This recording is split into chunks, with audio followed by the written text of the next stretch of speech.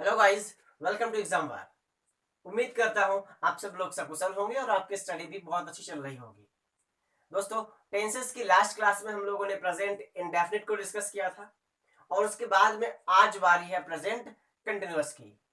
तो दोस्तों, present continuous एक ऐसा सेंटेंस है जिसको मैक्सिमम स्टूडेंट्स हर बार समझते हैं और नो डाउट ये सेंटेंस सिंपल है, बट यहां से भी कुछ इंपॉर्टेंट फैक्ट्स हैं जो बैंक, एसएससी और अदर कॉम्पिटिटिव एग्जाम्स में की role, I mean very important role play करते हैं और उन फैक्ट्स को स्टूडेंट्स जनरली स्किप कर जाते हैं। तो आज की क्लास में हम ऐसे सारे फैक्ट्स को डिस्कस करेंगे जो एग्जाम्स में मेन रोल प्ले करते हैं, इंपॉर्टेंट रोल प्ले करते हैं और हमारी बहुत ज्यादा हेल्प करते हैं। तो इसीलिए आप इस वीडियो को लास्ट तक देखिए और उन सारे फैक्ट्स जिनको जनरली लोग स्किप कर जाते हैं उनको समझिए और उनको अप्लाई करना भी सीखिए। तो चलिए दोस्तों, शुरू करते हैं आज की क्लास और अपनी क्लास में हम लोग क्या क्या डिस्कस करेंगे देखते हैं। दोस्तों, सबसे पहले हम लोग डिस्कस करेंगे पहचान, फिर रूल, फिर कौन से वर्ड्स यूज करेंगे और कहां से हमको बचकर रहना है। उसके बाद में सबको समझने के बाद हम लोग ट्रांसलेशन को भी डिस्कस करेंगे। तो चलिए दोस्तों, शुरू करते सबसे पहले पहचान। दोस्तों, इसकी पहचान क्या है? दोस्तों, इस पहचान में दो चीजें हैं, एक है टेम्परेरी एक्शन और दूसरा है नियर फ्यूचर। तो दोस्तों, टेम्परेरी एक्शन में जो लोग जनरली यूपी बोर्ड से इसकी पहचान क्या रखते हैं, जिन सेंटेंसेस के लास्ट में रहा है, रही है, रहा हूं, रहे हैं ये वर्ड्स आ रहे हैं वो प्रेजेंट कंटिन्यूअस है। हाँ, बात उनकी बिल्कुल सही है, डेफिनेशन उनकी बिल्कुल सही है, बट ये सारे सेंटेंसेस आते हैं टेम्परेरी एक्शंस के कैटेगरी में। तो वो सारे एक्शंस को आप चाहे टेम्परेरी एक्शंस कहिए, चाहे आप रहा है, रही है, रहे हैं से समझिए, बात एक ही है। और दूसरी बात दोस्तों हमने क्या लिखी है, नियर फ्यूचर एक्शंस। दोस्तों, इस सेंटेंस में जिसको हम प्रेजेंट कंटिन्यूअस कहते हैं, इसको यूज करके हम नियर फ्यूचर भी एक्सप्रेस कर सकते हैं। फ्यूचर के एक्शंस को भी हम लोग इसमें ट्रांसलेट कर सकते हैं। कैसे? जैसे मैंने बोला कल मैं लखनऊ जा रहा हूं, तो एक्शन किसका है? एक्शन है आने वाले कल का और बोला मैंने प्रेजेंट कंटिन्यूअस में है। जैसे कल वह यहां आ रहा है, तो एक्शन है आने वाले कल का और बोला हमने इसको प्रेजेंट कंटिन्यूअस में है। तो यहां से दो चीजें समझ निकल के आती हैं, एक तो टेम्परेरी एक्शन और दूसरा नियर फ्यूचर एक्शन। तो दोनों को हम प्रेजेंट कंटिन्यूअस में फ्रेम करते हैं। आई थिंक बात आपको इतनी समझ में आ गई होगी, चाहे आप रहा, रही, रहे से समझ लीजिए, चाहे आप टेम्परेरी एक्शन से समझ लीजिए। अब दोस्तों, रूल्स की बात करते हैं। तो मैंने रूल अफर्मेटिव जिसको हम लोग पॉजिटिव कहते हैं, नेगेटिव और दोनों टाइप के इंटरोगेटिव के रूल्स हमने पहले लिख दिए हैं। तो दोस्तों, एक बार हम रूल्स को समझ लेते हैं। दोस्तों, सबसे पहले हम यूज करते हैं अफर्मेटिव में, सबसे पहले यूज करते हैं सब्जेक्ट। क्या यूज करते हैं? सब्जेक्ट यूज करते हैं। और सब्जेक्ट अगर अपना सिंगुलर है तो इज यूज करते हैं, सब्जेक्ट अपना प्लुरल है तो आर यूज करते हैं, और सब्जेक्ट इन केस आई है तो आई के साथ क्या यूज करते हैं? एम। आई रिपीट, एक बार मैं फिर से रिपीट कर देता हूं, सब्जेक्ट सिंगुलर इज यूज करेंगे, उसके साथ सब्जेक्ट प्लुरल आर यूज करेंगे, और सब्जेक्ट अगर आई है तो एम यूज करेंगे, और उसके साथ में V1 plus I N G, verb की फर्स्ट फॉर्म में हमें क्या यूज करना है? आई एन जी यूज करना है। फिर उसके बाद में ऑब्जेक्ट, देन अदर वर्ड्स, बाकी बचे हुए वर्ड्स को हमें उसके बाद में राइट करना है। दोस्तों, नेगेटिव सेंटेंस में क्या करना है? नेगेटिव सेंटेंस में helping verb is am are, जो भी हम यूज कर रहे हो अकॉर्डिंग टू सब्जेक्ट, तो उसके बाद में हमें नॉट लगा देना है। और एक बात याद रखना है कि नॉट हमेशा मेन वर्ब से पहले ही होना चाहिए, और दूसरी बात हेल्पिंग वर्ब के बाद होना चाहिए। तो नॉट का प्लेस क्या है? नॉट का प्लेस है हेल्पिंग वर्ब के बाद और मेन वर्ब से पहले, इस बात को आप ध्यान रखना। उसके बाद में V1 प्लस आई एन जी, फिर ऑब्जेक्ट, फिर अदर वर्ड्स। और इंटेरोगेटिव सेंटेंसेस दो टाइप के होते हैं, दोनों को हम लोग डिस्कस करेंगे। एक तो जिनकी शुरुआत होती है क्या से, जैसे हमने ये लिखा, जिनकी शुरुआत कैसे होती है? क्या से होती है, तो उनके लिए हम रूल 1 लगाएंगे। तो सबसे पहले हम यूज करेंगे इज एम आर, कोई भी एक अकॉर्डिंग टू सब्जेक्ट, जैसा सब्जेक्ट हो। फिर सब्जेक्ट यूज करेंगे, फिर V1 प्लस आई एन जी को, ऑब्जेक्ट को, फिर अदर वर्ड्स को राइट कर देंगे। और दूसरे वो सेंटेंसेस होते हैं जिनमें क्वेश्चन वर्ड सेंटेंस के बीच में होता है, जैसे हमने लिखा क्यों, तो ऐसे सेंटेंसेस या कहा तो ऐसे सेंटेंसेस जिनमें क्वेश्चन वर्ड सेंटेंस के बीच में होता है, तो सबसे पहले हम यूज करते हैं क्वेश्चन वर्ड, फिर यूज करते हैं जब आर में से कोई एक जैसा सब्जेक्ट हो उसके अकॉर्डिंग, फिर सब्जेक्ट, फिर वीवर प्लस आईएनजी, फिर अदर वर्ड्स और उसके बाद में क्वेश्चन मार्क हम यूज करते हैं। तो ये हमने रूल अभी देखा है, इसको अभी हम लोग अप्लाई करेंगे। और दोस्तों यहां से खास बात ये है कि कुछ ऐसे वर्ड्स हैं जिनको हम लोग प्रेजेंट इंडेफिनिट में यूज प्रेजेंट कंटिन्यूअस में यूज करते हैं। जैसे अगर सेंटेंस में कहीं पर लिखा है now, at present, currently, at this moment, at the moment, this evening, this morning, this night, this week, this month, कुछ ऐसा गिवन है तो वो सेंटेंस प्रेजेंट कंटिन्यूअस में ही होना चाहिए, उसको आप प्रेजेंट इंडेफिनिट में फ्रेम नहीं कर सकते। आप इस बात को ध्यान रखिएगा कि ऐसे वर्ड्स को हम at present, currently, at this moment, at the moment, this morning, this evening, this month, this week, तो ऐसे सेंटेंसेस ऐसे वर्ड्स को हम लोग प्रेजेंट कंटिन्यूअस टेंस में यूज करते हैं। और ये हमने वो वर्ड्स लिखे हैं जिनको हम प्रेजेंट कंटिन्यूअस में यूज नहीं करते हैं। तो दोस्तों ये एक वेरी इंपॉर्टेंट पॉइंट है, इसको आप डेफिनेटली कहीं पर नोट करिए और इन वर्ड से बच के रहिएगा, क्योंकि इनको हम कभी भी प्रेजेंट कंटिन्यूअस टेंस में यूज नहीं करते हैं। एक बार मैं वर्ड्स को पढ़ देता हूं। क्या है? स्मेल है, smell, know, like, dislike, deny, notice, taste, want, prefer, love, refuse, remember, doubt, forget, hope, belong, believe, appear, trust, seem, etc. ये जो वर्ड्स हैं, इन वर्ड्स को हम कभी भी प्रेजेंट कंटिन्यूअस टेंस में यूज नहीं करते हैं। इस बात को आप ध्यान रखना। क्या है? इन वर्ड्स को हम प्रेजेंट कंटिन्यूअस में यूज नहीं करते हैं, इस बात को आप ध्यान रखना। ये वर्ड्स प्रेजेंट कंटिन्यूअस में यूज नहीं किए जाते हैं। ठीक है दोस्तों, तो आई थिंक इतनी बात आपको समझ में आई होगी। और चलिए दोस्तों, अब हम इतना स्पेस खाली कर लेते हैं और शुरू करते हैं सेंटेंसेस की फ्रेमिंग और उनको हम ट्रांसलेट करते हैं। तो दोस्तों सबसे जो पहले सेंटेंस हमने लिखा है वो क्या लिखा है? वो लिखा है वह एक मधुर गीत सुन रहा है। क्या लिखा दोस्तों हमने? वह एक मधुर गीत सुन रहा है। तो सबसे पहले हमें क्या यूज करना है? तो सबसे पहले हमें यूज करना है सब्जेक्ट। और सब्जेक्ट क्या है? सब्जेक्ट है मधुर गीत कौन सुन रहा है? वह सुन रहा है। अब दोस्तों यहां पर वह की इंग्लिश वह लड़का भी हो सकता है, वह लड़की भी हो सकती है। अब हमें पता कहां से चलेगा? हमें पता चलेगा सेंटेंस के लास्ट से। वह एक मधुर गीत सुन रहा है तो लड़का है, और अगर इस प्लेस पर रही होता तो वह लड़की होती। तो वह लड़का है, तो इसके लिए हम क्या यूज करते हैं? इसके लिए हम यूज करते हैं ही, और ही, शी, इट या एनी नेम, ये सब सिंगुलर सब्जेक्ट हैं। तो हम इसके लिए क्या यूज करेंगे? इसके लिए हमने यूज किया ही। और जब ये सब्जेक्ट सिंगुलर है और सिंगुलर सब्जेक्ट के साथ हमें क्या यूज करना है? फिर इज यूज करना है। तो हमने क्या लिखा? इज, ही इज हो गया। अब बारी किसकी है? अब बारी है V1 प्लस ING की। और तो वर्ब क्या है? वर्ब है सुन रहा है। क्या है वर्ब? सुन रहा है। और सुनने की इंग्लिश क्या होती है? सुनने की इंग्लिश होती है लिसन। क्या होता है दोस्तों? लिसन। और अब इसमें हमें ING ऐड करना है, तो क्या हो जाएगा? लिसनिंग। तो सेंटेंस अभी इतना बना, ही इज लिसनिंग, वह सुन रहा है। क्या सुन रहा है? एक मधुर गीत। एक मधुर गीत। तो एक मधुर गीत की जो इंग्लिश होगी वो क्या होगी? A sweet song। क्या सुन रहा है? A sweet song। I think दोस्तों बात आपको समझ में आई होगी। स्वीट की जगह पर आप मेलोडियस भी लिख सकते हैं। तो ये सेंटेंस की फ्रेमिंग हो गई। दोस्तों अगला सेंटेंस देखते हैं। दोस्तों नेक्स्ट सेंटेंस है हम आजकल विभिन्न खेल खेल रहे हैं।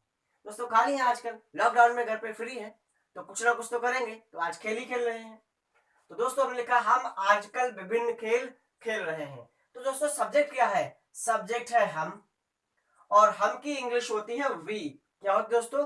वी। और वी एक प्लुरल सब्जेक्ट है, मतलब बहुवचन सब्जेक्ट है। तो वी के लिए हमने सबसे पहले क्या लिखा? हम के लिए लिखा वी, और वी एक प्लूरल सब्जेक्ट है, तो इसके लिए हमने लिखा आर। क्या लिखा? आर। तो हमने लिखा वी आर, बिल्कुल ठीक हो गया। हम हैं, हम हैं। अब क्या है? खेल रहे। तो खेल रहे या खेलना की इंग्लिश क्या होती है दोस्तों? खेलना की इंग्लिश होती है प्ले। क्या होती है दोस्तों? प्ले। और इसमें हमने आईएनजी ऐड किया तो क्या बन गया? प्लेइंग। तो बना वी आर प्लेइंग, हम खेल रहे हैं।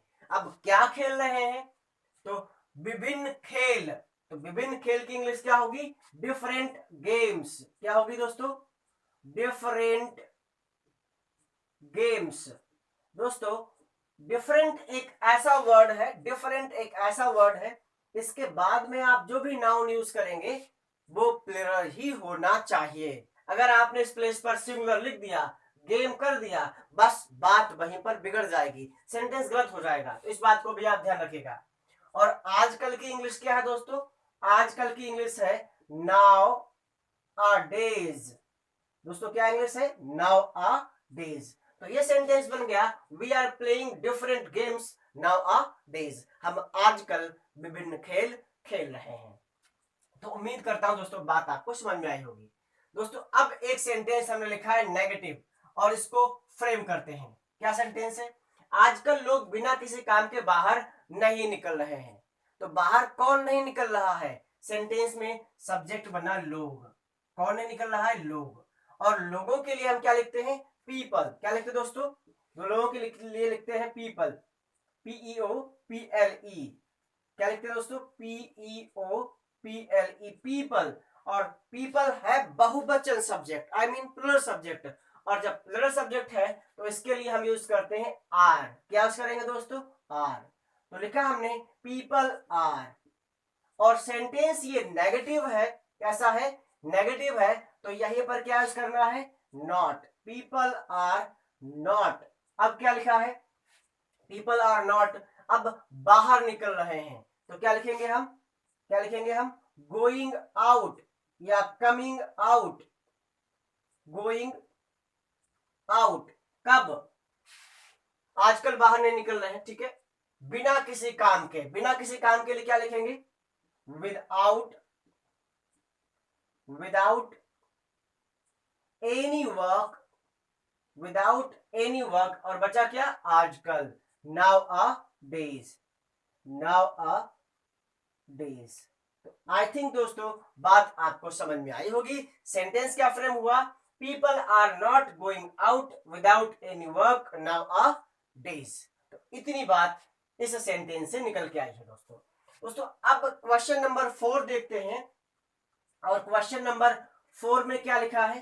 क्वेश्चन नंबर 4 में लिखा है, क्वेश्चन नंबर 4 में लिखा है क्या वह आपको बुला रही है? और अब सेंटेंस आ गया इंटेरोगेटिव।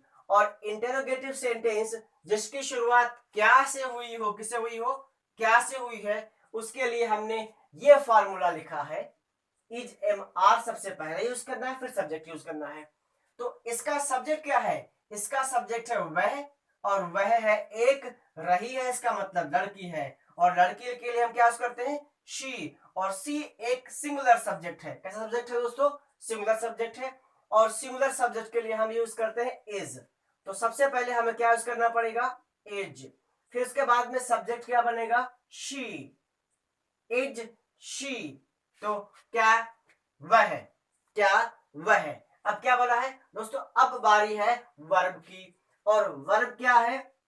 वर्ब है बुलाना। वर्ब क्या है? बुलाना। तो बुलाने के लिए क्या लिखते हैं हम लोग दोस्तों? कॉल। क्या लिखते हैं? कॉल। और आईएनजी लगाएंगे तो क्या हो जाएगा? कॉलिंग। Is she calling? क्या वह बुला रही है? और किसको बुला रही है? आपको। तो आपके लिए क्या लिखेंगे? यू। क्या लिखेंगे दोस्तों? यू। बस ये छोटा सा सेंटेंस फ्रेम हो गया। Is she calling you. I think बात आपको समझ में आई होगी दोस्तों। उसके बाद में जो 5th सेंटेंस लिखा है क्या मैं उससे झगड़ा कर रहा हूं? क्या मैं उससे झगड़ा कर रहा हूं? तो दोस्तों इसमें जो सब्जेक्ट है वो क्या है? मैं है। और मैं के लिए हम क्या लिखते हैं? आई लिखते हैं। और आई के लिए जो सब्जेक्ट सॉरी हेल्पिंग वर्ब है वो क्या है? एम है। आई के लिए क्या है? एम है। तो सबसे पहले हमें क्या यूज करना है? एम। और फिर सब्जेक्ट क्या हो गया? आई। एम आई। एम आई। और अब बारी है वर्ब की। तो दोस्तों वर्ब झगड़े की क्या है, झगड़ा करने की वर्ब है क्वेरल। क्या दोस्तों, क्वेरल, क्वेरल। और अब इसमें हमें क्या करना है, आईएनजी लगाना है। तो क्वेरल में आईएनजी लगाएंगे, क्या हो जाएगा, क्वेरलिंग। तो बना एम आई क्वेरलिंग, क्या मैं झगड़ा कर रहा हूं, क्या मैं झगड़ा कर रहा हूं। ठीक है दोस्तों। अब किसके, उससे, तो उससे के लिए क्या लगाएंगे हम, with him, with him, with him. I think दोस्तों बात, सॉरी उससे नहीं है, उनसे है। और उनसे की इंग्लिश अलग होती है, उनसे की इंग्लिश लिखते हैं हम लोग विद देम। तो आई थिंक दोस्तों बात आपको समझ में आई होगी। अगर इस प्लेस पर उससे होता तो हिम लिखते, और उनसे के लिए क्या लिखेंगे, देम लिखेंगे। चलो दोस्तों चलते हैं नेक्स्ट सेंटेंस पर। दोस्तों नेक्स्ट सेंटेंस है जिसमें हमने क्वेश्चन वर्ड सेंटेंस के बीच में लिखा है, और क्वेश्चन वर्ड सेंटेंस के बीच में होगा तो सबसे पहले हम क्वेश्चन वर्ड ही यूज करेंगे। और क्वेश्चन वर्ड क्या है, क्यों। तो क्यों की इंग्लिश क्या होती है दोस्तों, वाई। और अब इसके बाद में हमें सब्जेक्ट के अकॉर्डिंग एक हेल्पिंग वर्ब देनी है, और सब्जेक्ट क्या है, आप। सब्जेक्ट क्या है दोस्तों, आप। और आपका मतलब होता है यू, और यू एक प्लुरल सब्जेक्ट है। और अगर यू प्लुरल सब्जेक्ट है तो इसके लिए हेल्पिंग वर्ब हमें देनी है आर। तो क्या हो जाएगा, वाई आर। और अब बारी है सब्जेक्ट की, तो सब्जेक्ट क्या लिखेंगे, यू, वाई आर यू। और अब बारी है वर्ब की, और उसमें आईएनजी की। तो वर्ब क्या है, खराब कर रहे हो, खराब करना, वेस्ट करना। तो इसका मतलब क्या हो जाएगा, वेस्ट। और इसमें आईएनजी लगाएंगे तो क्या हो जाएगा, wasting. Why are you wasting. अच्छा क्या खराब कर रहे हो, अपना बहुमूल्य समय। तो क्या हो जाएगा, अपना बहुमूल्य समय, your precious, precious time, your precious time. तो दोस्तों ये हो गई इसकी इंग्लिश। तो क्या लिखा हमने, why are you wasting your precious time, आप अपना बहुमूल्य समय खराब क्यों कर रहे हो। ये इसकी इंग्लिश हो गई। दोस्तों अब देखते हैं क्वेश्चन नंबर 7, और क्या निकल के आती है इसकी ट्रांसलेशन। तो दोस्तों क्वेश्चन नंबर 7 में लिखा है, बेमजदूर अब कहां जा रहे हैं। तो क्वेश्चन वर्ड सेंटेंस के बीच में है, तो इसीलिए सबसे पहले हमें लिखना है क्वेश्चन वर्ड। तो कहां के लिए हम दोस्तों क्या लिखते हैं, वेयर। क्या लिखते हैं दोस्तों, वेयर। और सब्जेक्ट इसका है बेमजदूर, दोज वर्कर्स, जो प्लुरल है। और प्लुरल के लिए हमें क्या लिखना है, आर। क्या लिखना है दोस्तों, आर, वेयर आर। और अब बारी किसकी है, सब्जेक्ट की है। सब्जेक्ट क्या है, बेमजदूर। बेमजदूर की इंग्लिश क्या है, दोज वर्कर्स, दोज वर्कर्स। तो ये हो गया इसकी इंग्लिश, सब्जेक्ट हो गया। अब क्या लिखा है, वर्ब क्या है, जा रहे हैं। क्या है, जा रहे हैं। तो जाने की इंग्लिश क्या होती है, गोइंग। क्या होती है दोस्तों, गोइंग। और अब बचा है अब की इंग्लिश क्या होती है दोस्तों, नाउ। क्या लिखेंगे दोस्तों, नाउ। तो ये सेंटेंस बन गया, where are those workers going now. अब वे वर्कर्स, वे मजदूर कहां जा रहे हैं। इंग्लिश बन गई इसकी, बड़ी सिंपल है। तो दोस्तों लास्ट में हमने सेंटेंस लिया है कौन, जिसको हम लोग हु से ट्रांसलेट करते हैं। दोस्तों हु सब्जेक्ट भी होता है, और हु क्वेश्चन वर्ड भी होता है। और इसीलिए हु के साथ में हम लोग इन रूल्स को फॉलो नहीं करते, उसका अलग ही रूल रहता है। चलिए दोस्तों हु इस सेंटेंस को फ्रेम करते हैं। तो सबसे पहले यूज करना है हमें हु। तो हु के लिए हमने क्या हो गया, कौन हो गया। अब क्या लिखा है, इस समय गरीबों की मदद कौन कर रहा है। तो हु जिसको हम लोग सिंगुलर कंसीडर करते हैं, तो क्या लिखेंगे, हु इज। अब वर्ब क्या है, मदद कर रहा है, मदद करना। तो मदद करने के लिए क्या लिखेंगे, हेल्पिंग। हु इज हेल्पिंग, किसकी, गरीबों की। गरीबों के लिए क्या लिखेंगे, द पुअर। क्या लिखेंगे दोस्तों, the poor. Who is helping the poor. और क्या बचा, इस समय। इस समय की इंग्लिश क्या है, एट दिस टाइम। क्या है, एट दिस टाइम। क्या दोस्तों, at this time. I think दोस्तों बात आपको समझ में आई होगी, who is helping the poor at this time.